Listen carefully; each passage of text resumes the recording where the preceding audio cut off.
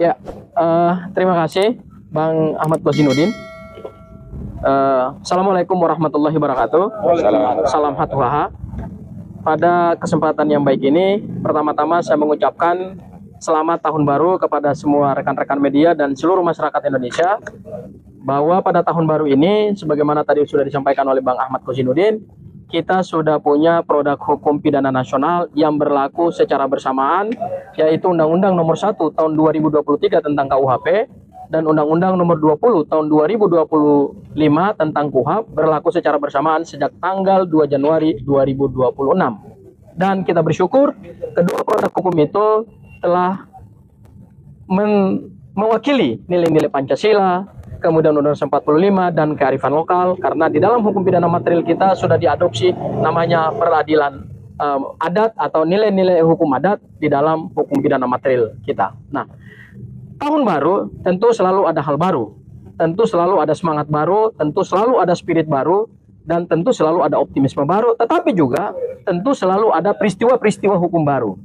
Nah, terkait dengan peristiwa hukum baru ini, terhadap polemik ijazah Pak Joko Widodo yang dari awal diduga adalah ijazah palsu berdasarkan hasil penelitian Mas Roy, Bang Rismon, dan Dr. Tifa, laporan Pak Joko Widodo kemudian diumumkan penetapan tersangka pada tanggal 7 November 2025 yang melahirkan 8 tersangka.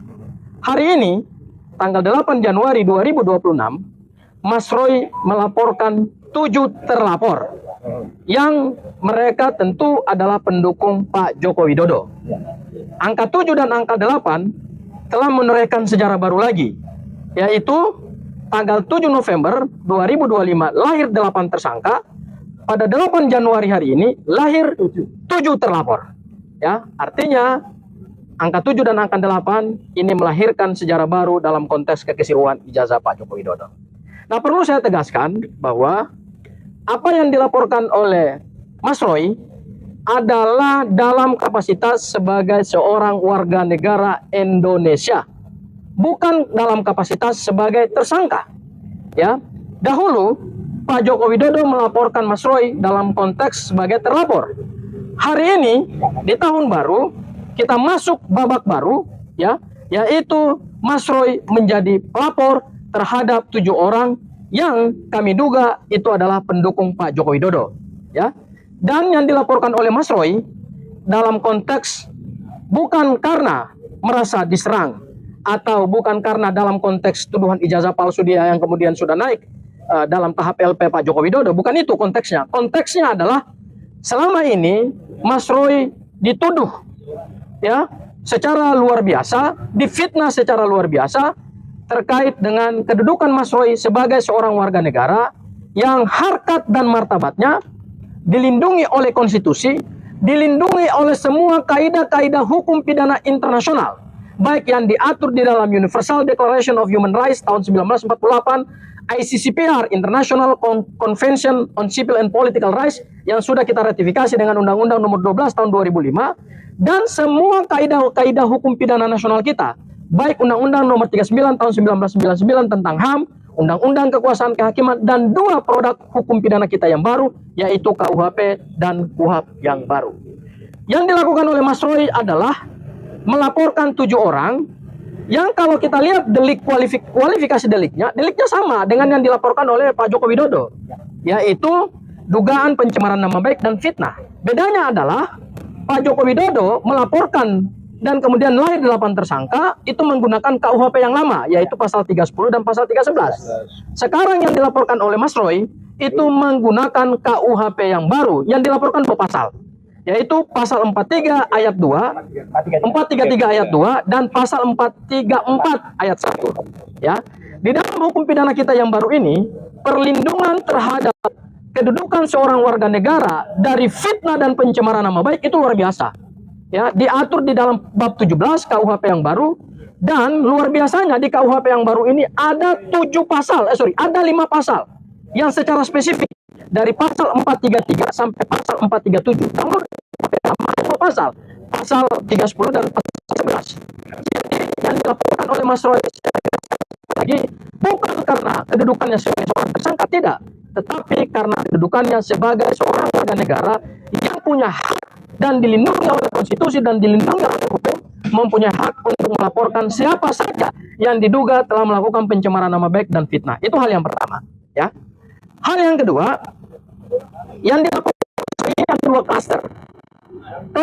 Klaster pertama, klaster di mana ada 5 terlapor yang diduga telah melakukan pencemaran nama baik terkait dengan tuduhan dan fitnah bahwa ijazah Mas Roy ijazah palsu. Ada dan martabatnya Mas Roy sebagai seorang pelatih yang dilindungi oleh konstitusi dan undang-undang. Itu klaster. Dan klaster ada 2 terlapor, yaitu terkait dengan tuduhan bahwa Mas Roy terlibat di dalam proyek korupsi Hambalang. Pada saat itu, Roy sebagai dari kader Partai Demokrat tegaskan berdasarkan bukti-bukti yang sudah kami sampaikan kepada Metro Jaya, kami melaporkan ini dan Mas Roy saat itu bukan sebagai terlapor, bukan sebagai tersangka, dan bukan juga sebagai saksi. Sama sekali tidak ada hubungannya dengan proyek Hambalang itu, ya. Jadi nggak ada kaitannya. Narasi-narasi yang dibangun oleh fitnah dan penuduh seolah-olah Mas Roy, bahkan ada videonya, seolah-olah Mas Roy adalah bagian dari tindak pidana korupsi Hambalang, ya. Nah, oleh karena itu, dalam kesempatan yang baik ini, kami meminta kepada Polda Metro Jaya agar laporan Mas Roy yang sudah naik tahap pro justisia, 7 terlapor itu telah diterbitkan LP-nya, dan kemudian LP-nya ini akan diproses sesuai dengan KUHP yang baru. Karena sudah pro justisia naik pada tahap penyelidikan, kami minta ada beberapa hal. Yang pertama, penyidik Polda Metro Jaya harus betul-betul menegakkan asas-asas hukum pidana yang diatur dalam KUHP baru dan KUHP baru. Ada 4 atau ada 5. Pertama, harus menjunjung tinggi asas profesionalitas, harus menjunjung tinggi asas proporsionalitas, harus menjunjung tinggi asas imparsialitas, dan harus menjunjung tinggi asas subsidiaritas. Profesionalitas artinya penyidik harus menjalankan kewenangan berdasarkan KUHP dan Undang-Undang Kepolisian dengan baik. Tidak boleh ada orang yang punya akses ke kekuasaan dilindungi, sementara ada orang yang tidak punya akses ke kekuasaan itu kemudian ditindak. Kami tidak mau dong. Dalam penegakan hukum, penyidik begitu menerima LP harus profesional. Yang kedua, penyidik juga harus proporsionalitas. Artinya, kami telah melakukan kajian yang mendalam terhadap materi laporan kami dan sudah diterima oleh penyidik Polda Metro Jaya antara perbuatan yang diduga perbuatan pidana, kemudian kami kaitkan dengan unsur-unsur delik yang ada dalam pasal-pasal, dan yang kemudian nanti bagaimana penerapan pasalnya, kami minta agar dilakukan secara proporsional antara perbuatan, antara delik atau unsur delik, dan antara penerapan pasal. Ini betul-betul harus dilakukan sesuai dengan prinsip negara hukum, rule of law, ya, due process of law. Dan yang ketiga adalah prinsip imparsialitas. Penyidik tidak boleh, karena ini laporannya adalah dari Mas Roy, tidak boleh kemudian nanti ke depan itu memilih-milih, ya.